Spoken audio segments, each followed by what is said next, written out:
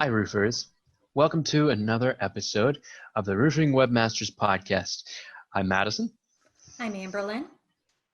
and we both hope that your business is still working very hard and thriving during these current times.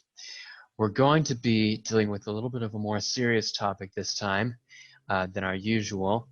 We're going to be talking about delivering incredible customer service during the COVID-19 crisis. Now, you can take this type of advice that we're going to be talking about and use it for inspiration for any future challenges. However, we're hoping that we'll never have to deal with this level of crisis ever again, huh, Amberlyn? For sure, it's definitely difficult during this time. What was once great working from home is now no longer so amazing. Yeah, it is a little bit of a challenge after a while, isn't it? Yes. But as roofers, you're out there and working hard, interacting with clients as safely as possible, and providing excellent customer service really means something new these days. Now, Amberlyn, when somebody says customer service, what sort of things do you think people would normally think about? Normally, when you hear customer service, you want an interaction with a person who has all the answers to your questions, who is very professional, polite, goes ahead and gives you the best service, and it's a memorable experience. Mm, that's well said. I think people often restrict customer service, the concept of it, to only pertaining to the times when you're on site, when you're delivering that roof installation, and when you're answering questions in person. But really, good customer service begins and, well, really it extends all the way before the job ever starts and ends long after you've walked away from a person's house or business. It all starts and ends with good communication. And we'll be talking about that in just a little bit here. But Amberlyn, what sort of benefits can roofers earn during this time and in the future if they really nail customer service during this time?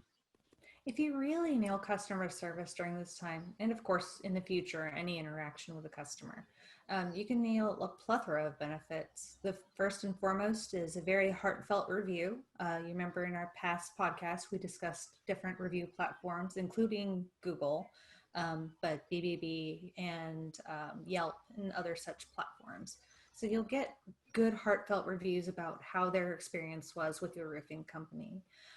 You'll get a lifetime client because they'll remember that during that hard time, you were there to help them with their roof and you provided them with a great customer experience, even though everything is really hard right now.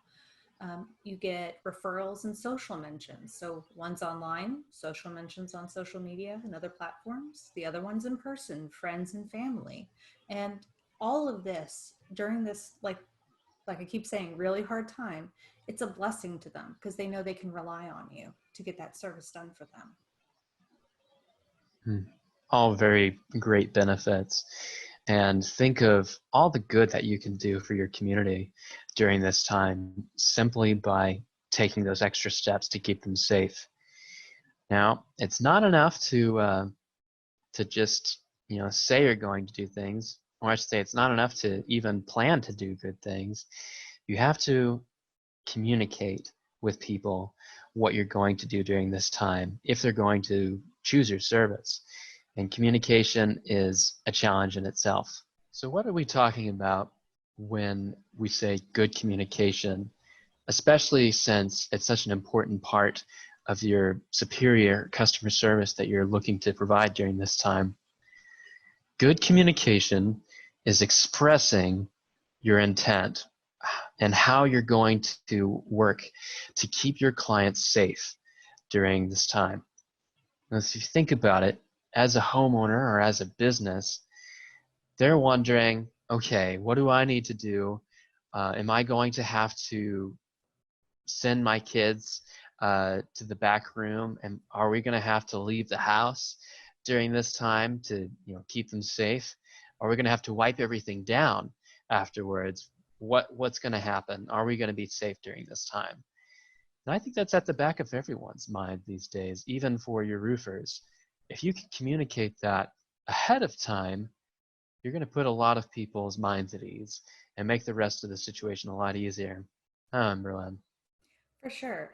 Now, what you can do is with the first initial phone call, when they're discussing what roofing services they require, you can go ahead and relay that information to your client and say, hey, we're going to go ahead and we're going to mostly be outside. You guys can be inside. This is how our roofers are handling it. And then you can have your roofers relay that at point of service, same day. Just reiterate, we're going to be mostly outside. If we need anything, we will knock on the door and maintain this distance. Just kind of reassure them. And hearing that twice will really solidify what your set plan is during this time. Mm-hmm. Yeah, that's a really great application for roofers to adopt. One thing to keep in mind is you're going to have to maintain your services, that same standard of customer service on the rest of your work and still go above and beyond to keep people safe. So, work as hard as you can and communicate those steps carefully with your staff as well. After all, you can't just, make the plans to do this stuff with your customers. You're going to have to work it out with your staff as well. Which brings us to our next point here, which is equally important. You can't just say you're going to keep people safe and work hard to do that. You have to actually follow through effectively. And to follow through effectively, you're going to have some really great planning. Roofers, you're going to be dealing with a lot of customers during this time. And good communication also relies heavily on being able to express empathy and compassion with your clients as well. And that's not something anyone can take for granted these days. We know how many people that you're interacting with, and every one of them is going to want to express some sort of frustration or some sort of fact or the latest news that they've heard about COVID.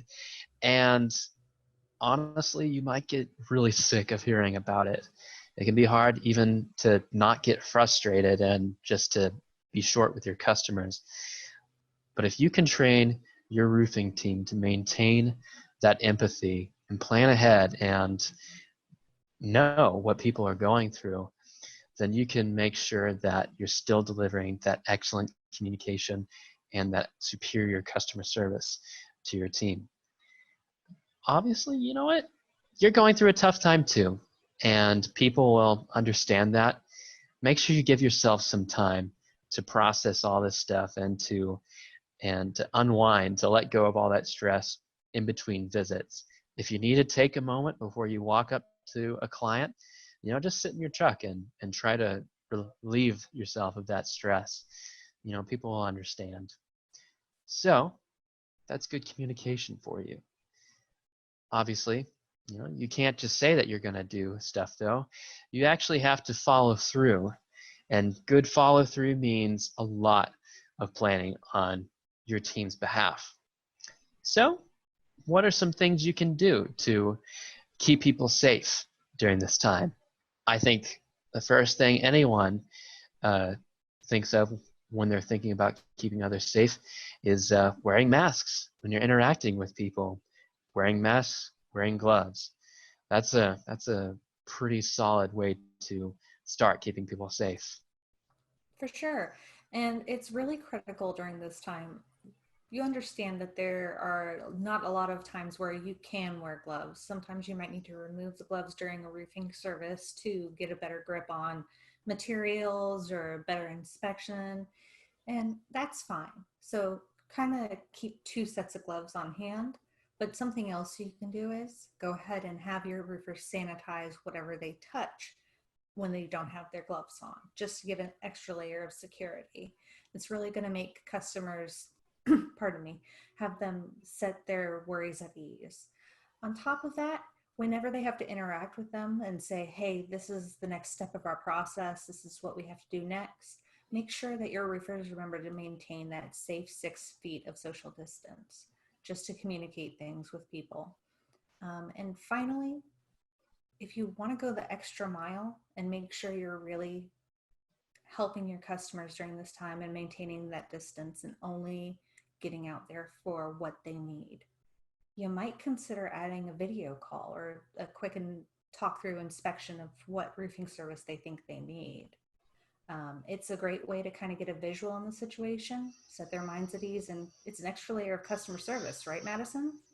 Yeah, a simple FaceTime call when possible. If you can limit the number of times that you have to directly interact with customers in a face-to-face setting, they'll understand if you communicate that and say, hey, we're trying as best we can to limit the instances where we come up and have direct contact with you just for your safety and for the safety of our roofers as well.